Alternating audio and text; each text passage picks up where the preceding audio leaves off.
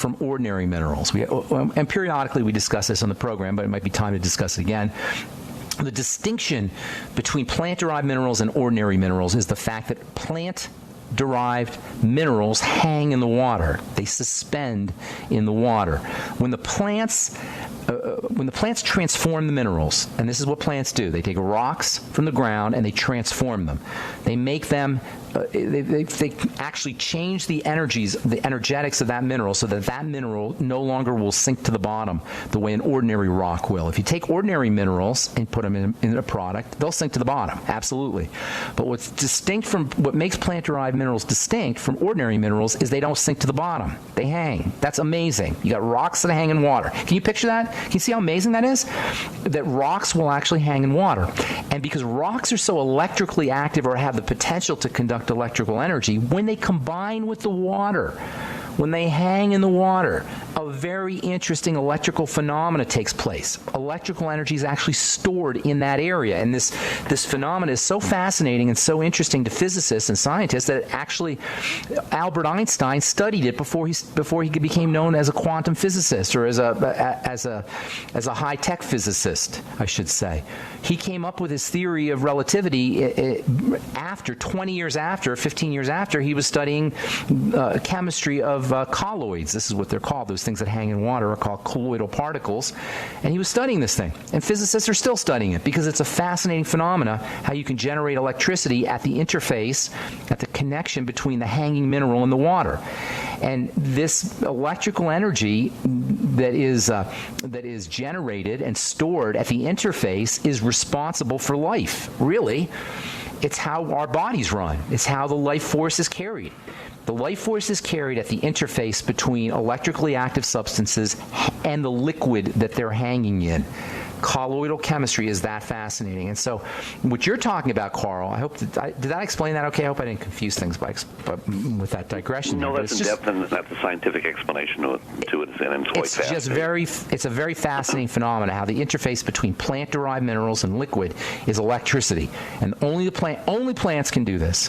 And this is the miracle of plants. And this is why arsenic is not the same when it's a plant-derived arsenic as when it's an industrial or arsenic, or likewise chromium or lead.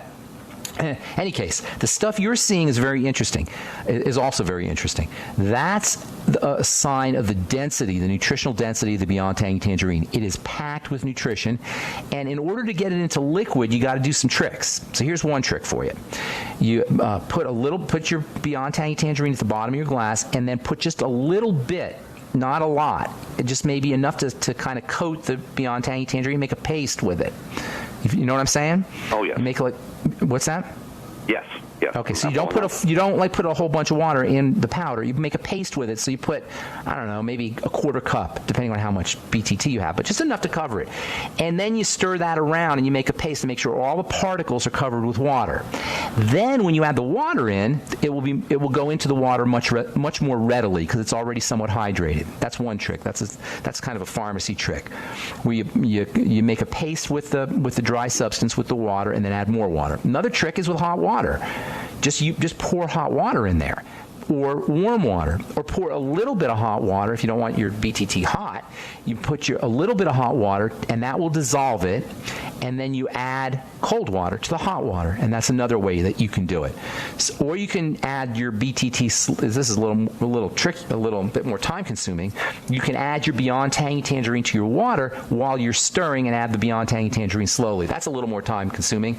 And then last, but certainly not least, is use a blender and just blend it up real quickly. And the advantage to that is when you spin liquid around, when you spin these colloidal minerals and liquid around in a vortex, you conduct further electrical energy. You add further electrical energy. The movement of the vortex, the spinning of the water creates or adds to the electrical energy that's already there. So there's different ways to get all that BTT powder into liquid. Does that help? Yes. Just one more thing, Ben. That's fascinating. I have to try that out. I do that during the wintertime anyway. I try to.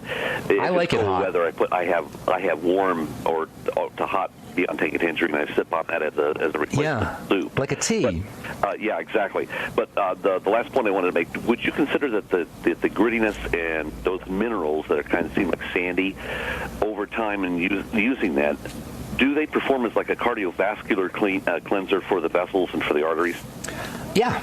They will. Okay. There are nutrients in the Beyond Tangy Tangerine, not necessarily the minerals, that have chelating powers, and particularly vitamin C. Vitamin C helps chelate minerals very effectively.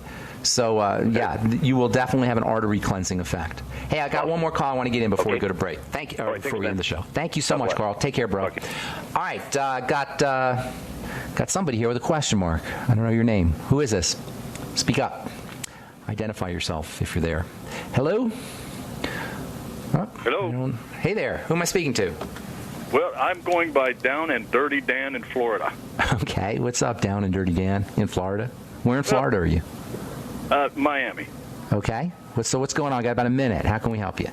Well, here's. I just want to give a quick comment here, just kind of like what all this means, this convergence of all these events, and I just want to just say to the listeners and to yourself, is that there's going to be a point here in the very near future, I believe, that everyone is going to be forced to make a very personal and individual decision as to what they're going to do to push back as to what's going on, anticipate what the real agenda is, and stop singing and start swinging.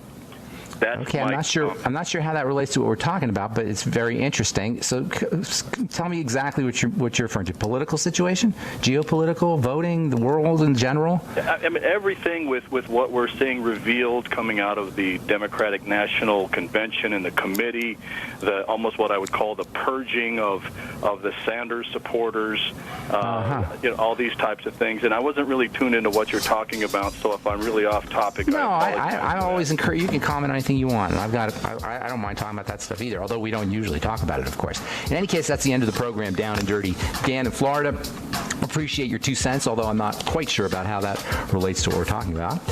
Anyway, tomorrow we'll continue talking about the ketogenic diet. I'm going to talk about CLA, conjugated linoleic acid. Really cool stuff. We started talking about it a little bit last week, and we'll continue that tomorrow as we continue talking about the ketogenic diet. Check out our bone broth protein at brightsidehealth.com, brightsidehealth.com, and also check out our Truth Skin Health products at truthtreatments.com. And of course, if you want to join the Brightside Ben team, head over to brightsideben.com, criticalhealthnews.com, or pharmacistben.com.